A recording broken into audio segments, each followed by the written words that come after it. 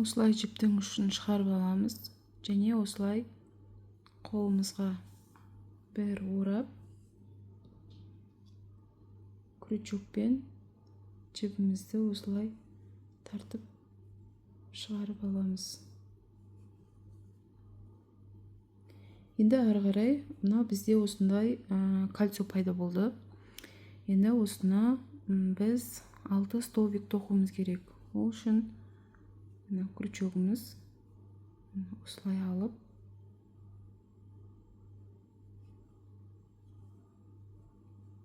бір столбик. Енді мынау екінші столбик. Осылай бізге 6 қажет болады. 3, 4. Мынау жіптің ұшынан емес, негізгі жіптен тоқимыз. Бұны кішкене былай тартып отырамыз. 4, 5, 6. Бізде 6 столбик болды. 1, 2, 3, 4, 5, 6. Енді мына жіптің ұшынан ұстап кольцомызды осылай дөңгелек жасап аламыз. Бізде бірінші қатар басталды. Бұл бізде 6 столбик болды. Енді келесі қатарды бастаудан алдын біз қателесіп кетпеу үшін белгі қойып аламыз. Ол үшін осындай түстен аламыз. Белгі қою үшін. Енді екінші қатардың басында осы жіпті осылай белгі ретінде қойып аламыз. Енді мынау тұрған бірінші столбик, екі жіптің былай қосылған жері көрініп тұрады өзі. Осының жіптің ұшына тиіспейміз, ол тоқыманың ішінде қалады. Мына жерге белгі қойдық. Енді мына жерден бірінші столбиктан тоқимыз. Яғни бірінші қатарда 6 столбик болды.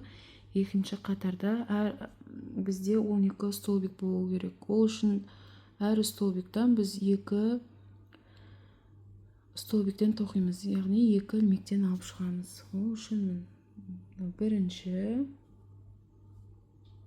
осы жерге екінші рет кіргізіп, тағы да бір рет ілмек аламыз осылай. 2 көбейту кестесі сияқты ғой. Әр ілмектен, әр столбиктен 2 ілмектен алып шыққанда 12 столбик болады. Екіншісі, екінші столбиктен 2 столбик тоқимыз. Үшіншіден 2.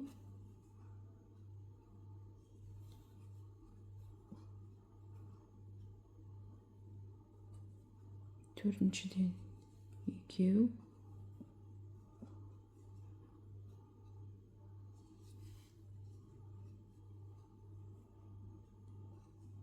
Бесіншіден 2.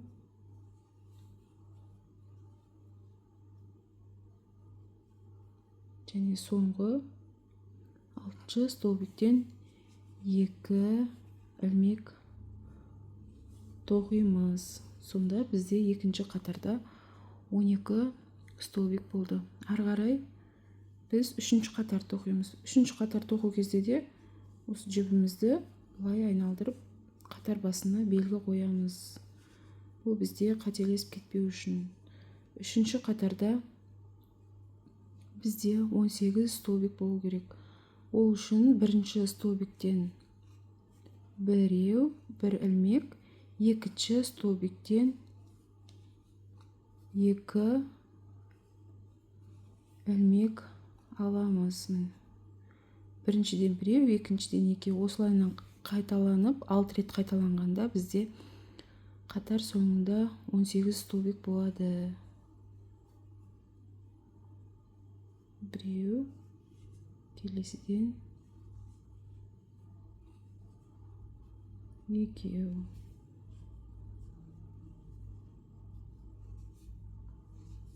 біреу, келесінен екеу,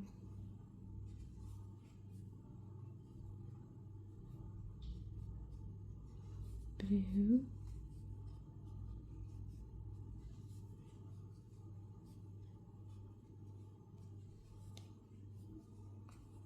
екеу, біреу, келесінен екеу,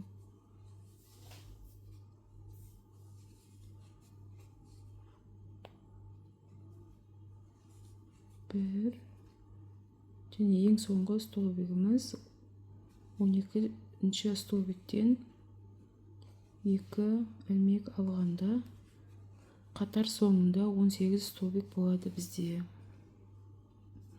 Өздеріңіз санап шықсаңыздар да болады. Мысалы, қазір көріп тұрады өзімін.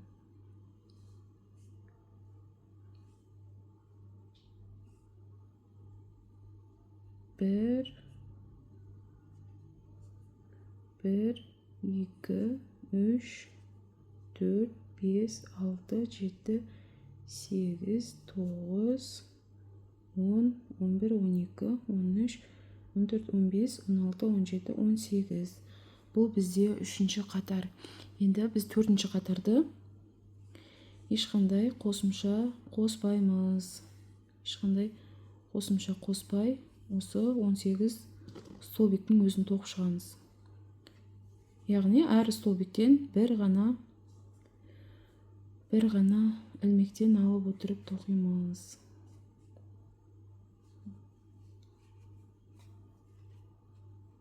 Ешқандай қосымша бермейміз. Бұл бізде 4-ші қатар.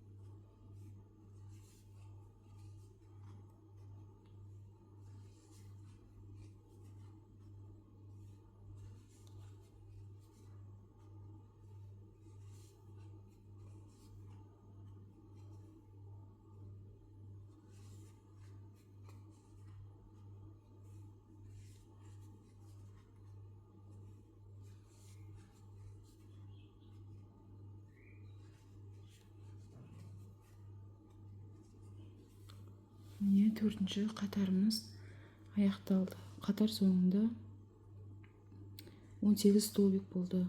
Ары қарай біз 5-ші қатарды бастаймыз. 5-ші қатар бізде 2 столбик, 1 қосымша. Яғни осылай қайталана отырып, қатар соңында бізде 24 столбик болу керек. Яғни осылай қатар басында белгіні қойып аламыз. 2 столбик, 1 қосымша дегеніміз 1-ші және 2-ші столбиктен 1 ілмектен және 3-ші столбиктен қосымша 2 ілмек аламыз. Осы техниканы біз қатар соңына дейін 6 рет қайталап шығамыз. 1, 2, қосымша.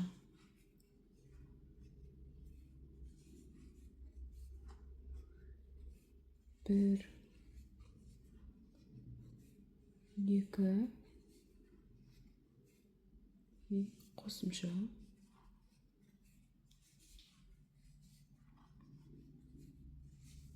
1,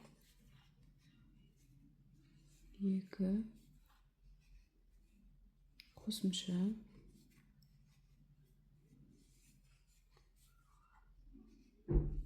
яғни қосымша дегеніміз бір столбиктен екі ілмек аламыз деген сөз. Екі столбикті оқимыз сол кезде. Бірінші, екіншіден біреуден, үшіншіден екеу оқимыз.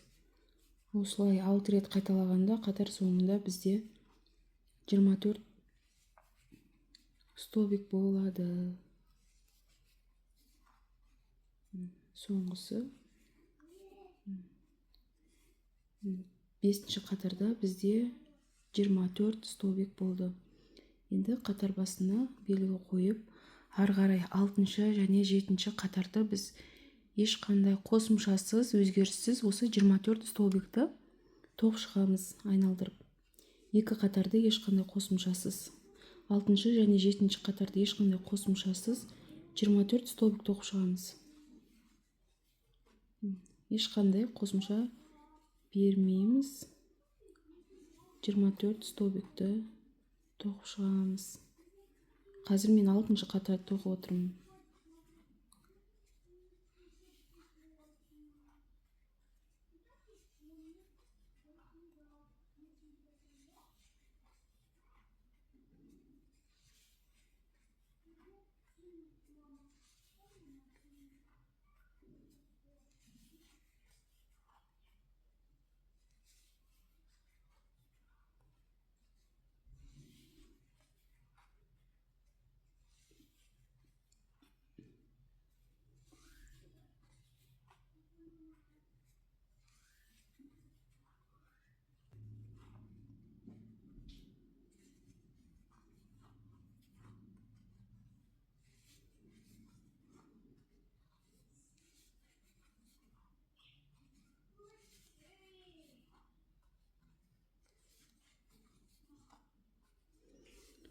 Міне қазір мен 24 столбик тоқи отырып 6-шы қатарды тоқыдым. Енді 7-ші қатарды тоқимын.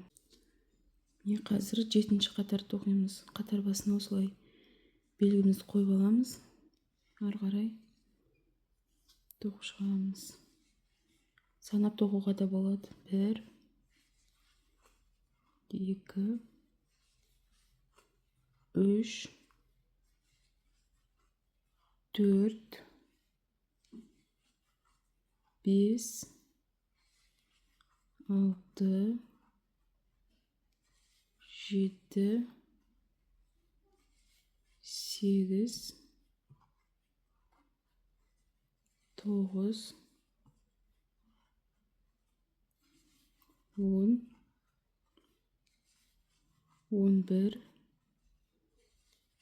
12, 13, 14, 15, 16, 17, 18, 19, 20, 21, 22, 23, 24. Міне қазір мен 6-шы және 7-ші қатарда 24 столбик тоқыдым. Енді қатар басына осындай белгі қоямыз. Жібімізді белгілеп қоямыз осылай. Енді біз ары қарай 8-ші қатар тоқимыз. 8-ші қатарда біз 3 столбик бір қосымша беріп отырып тоқитын боламыз. Яғни 4-ші столбиктен қосымша аламыз. 1,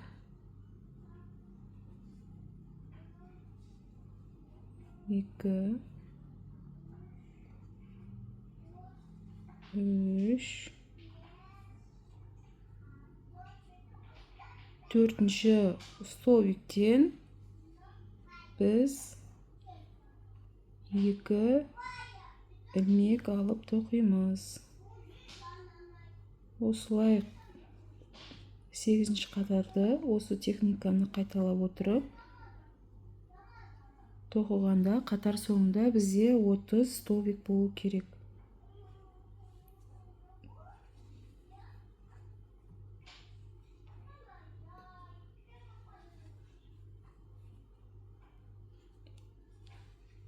Әр қатарда біз қосымшаны 6 қосымшадан береміз сол кезде. Осылай біз 8-ші қатарда осылай тоқи береміз. 1 2 3 4-ші столбиктен 2 ilmek alamız. 1 2 3 4-шіден қосымша.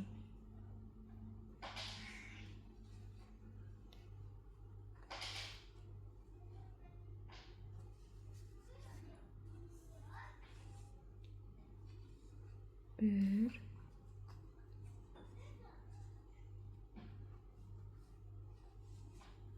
2 3 4-шісіне 2 ilmek. 4-шісіне қосымша ilmek alamız. 1 2 3 4-ші қосымша.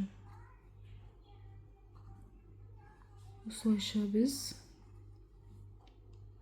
8-ші қатарды аяқтадық. 8-ші қатарда біз 6 қосымша бере отырып 30 столбик тоқыдық. Енді ары қарай біз 9-ші және 10-ші 9-ші, 10-ші және 11-ші, яғни 3 қатарды біз ешқандай қосымшасыз, өзгеріссіз 30 столбик тоқып шығамыз. 3 қатар 30 столбик алып тоқимыз. Ешқандай, қарасаңыздар, ешқандай қосымша бермейміз. Осылай біз 3 қатар тоқып шығамыз.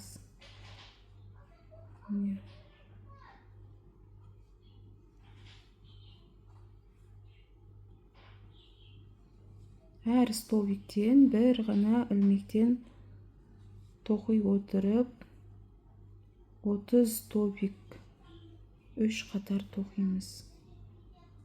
9-ші, 10-ші, 11-ші қатарды тоқып шығамыз. Міне қазір мен 3 қатар тоқып шықтым. Енді ары қарай біз 12-ші қатарды тоқимыз. 12-ші қатарды қатар басынан қазір белгі қойып қоямыз.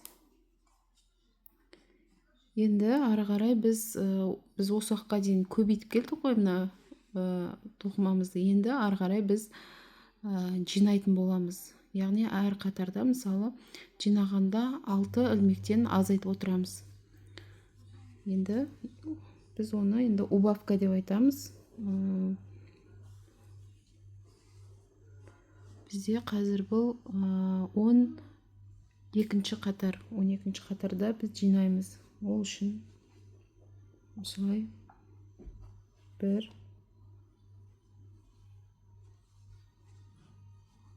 2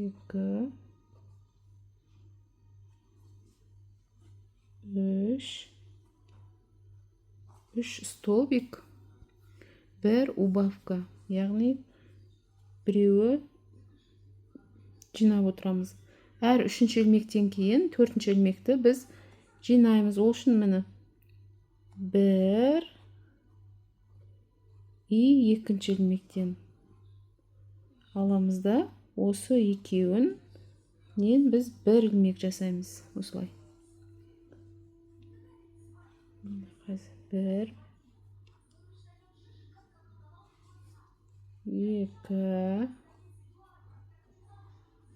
3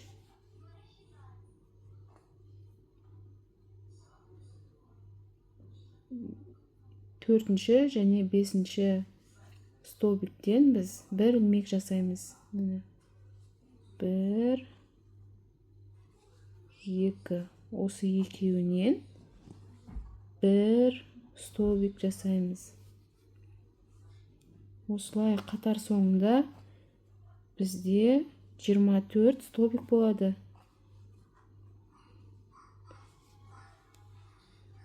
3 4-ші және 5-ші столбиктен бір столбик жасаймыз. Осы техника 6 рет қайталанады. Сол кезде 24 столбик шығады. Бізде бұл 12-ші қатар.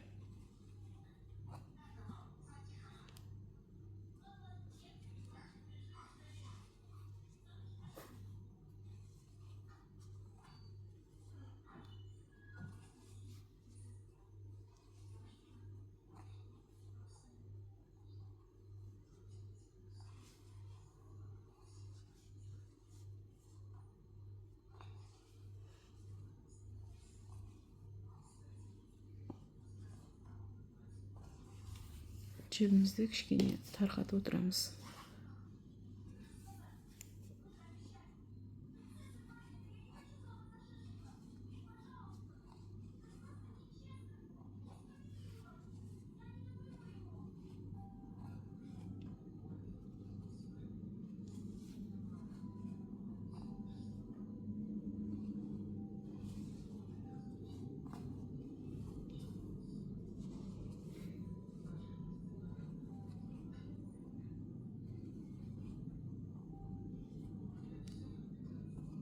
Міне бізде 12-ші қатар аяқталды.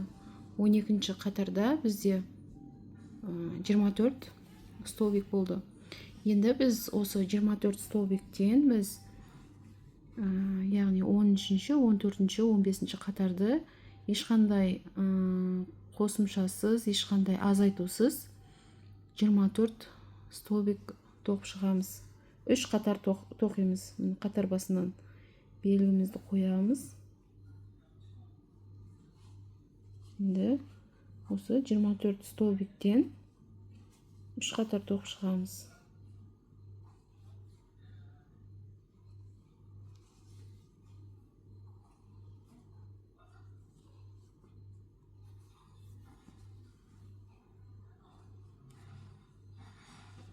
Осылай айналдыра 3 қатар тоқимыз.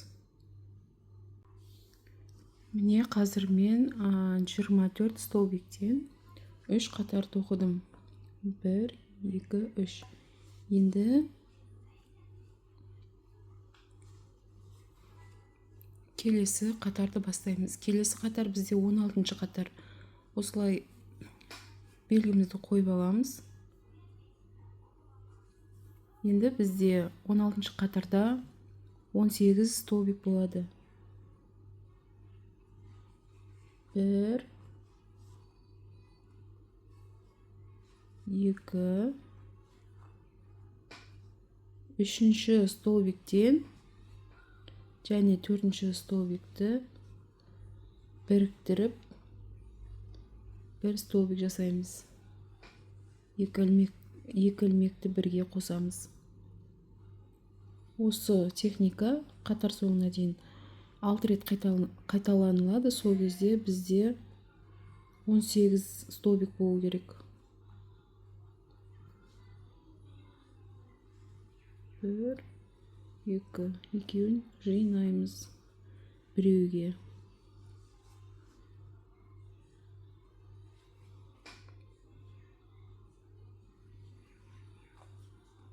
1 2 3-шісін және 4-шіні жинаймыз. 1 2 3 1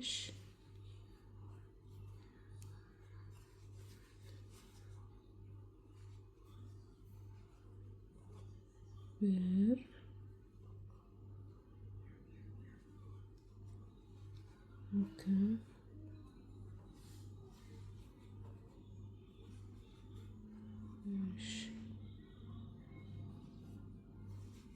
1 2 3. Міне бізде 16 қатарда 18 столбик тоқыдық. Енді біз 17, 18, 19 қатарды, яғни 3 қатар біз ешқандай өзгеріссіз осы 18 столбик тоқып шығамыз. Қосымша да бермейміз, и азайтпаймыз да. Осылай қатар басына белгімізді қойып аламыз. Осылай. Осылай айналдыра 3 қатар тоқимыз. 17, 18, 19 қатарды өзгеріссіз 18 столбик тоқып шығамыз.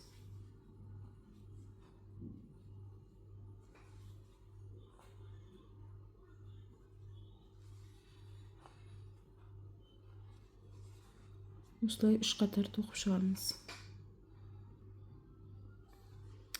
Міне өзгеріссіз 3 қатар 18 столбик тоқып шықтым.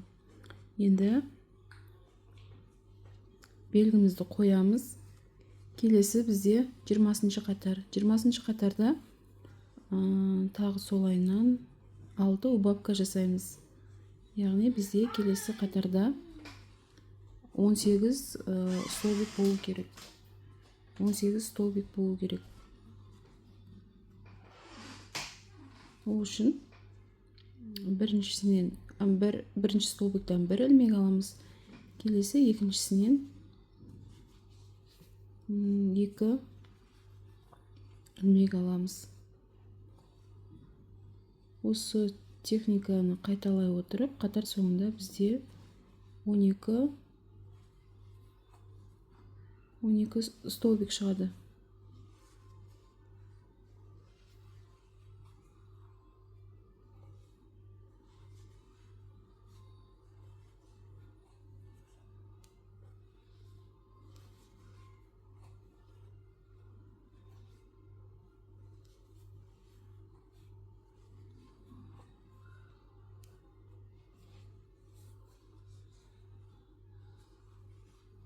Осы бір үйреніп алсаңыздар, ары қарай өте оңай.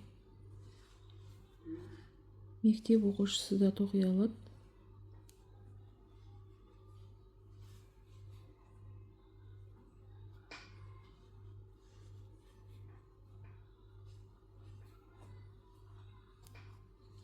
Міне бізде 12 столбик болды. 12 столбик болды. Санап шығуға да болады. 1, 2, 3, 4, 5, 6, 7, 8, 9, 10, 11, 12. Енді қатар басынан белгі қоямыз. Ары қарай бізде 21, 22, 23, 24 қатар. Ешқандай өзгеріссіз 4 қатарды біз 12 столбик тоқып шығамыз. Ешқандай қосымша, ешқандай убавка жасамаймыз. Прибавкада, убавкада жасамаймыз ешқандай. Өзгеріссіз осы 12 столбиктен тоқи отырып 4 қатар тоқимыз. 21, 22, 23 және 24 қатарды.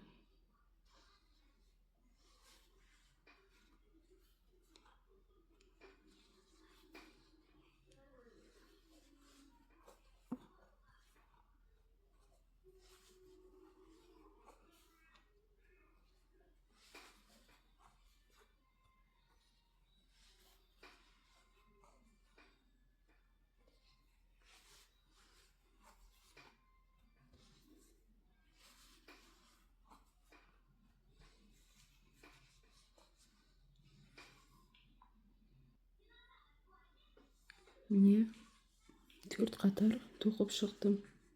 1, 2, 3, 4-ші қатар. Енді біздің қатарымыздың басы осы жер мысалы. Тура осы жерден, міне жібіміз тұр ғой. Осы жерден осылай ортасынан бүктейміз.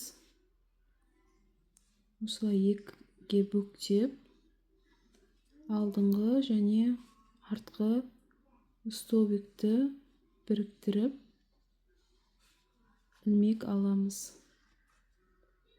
Және оны осылай қосып бірге тігеміз. Міне алдыңғысын және артқы ілмектен.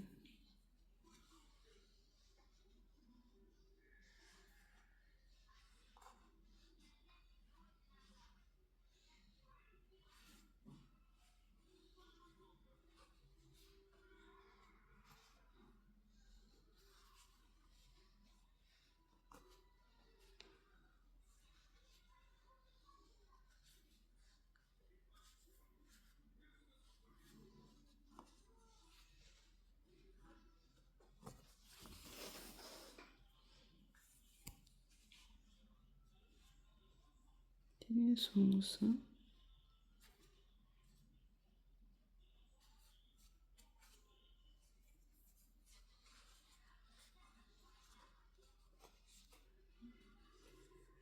Енді біз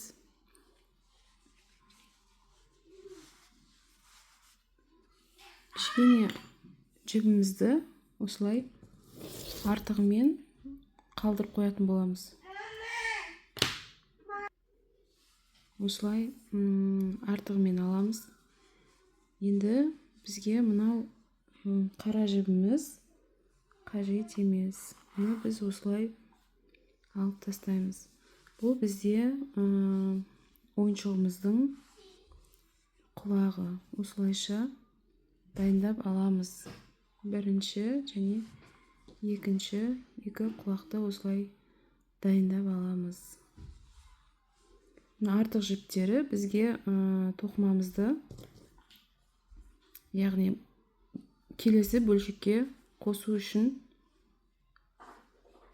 қажет болады. Сол себепті осылай артығымен қалдырып қою керек. Қазір келесі видеоға сілтеме қалдыратын боламын.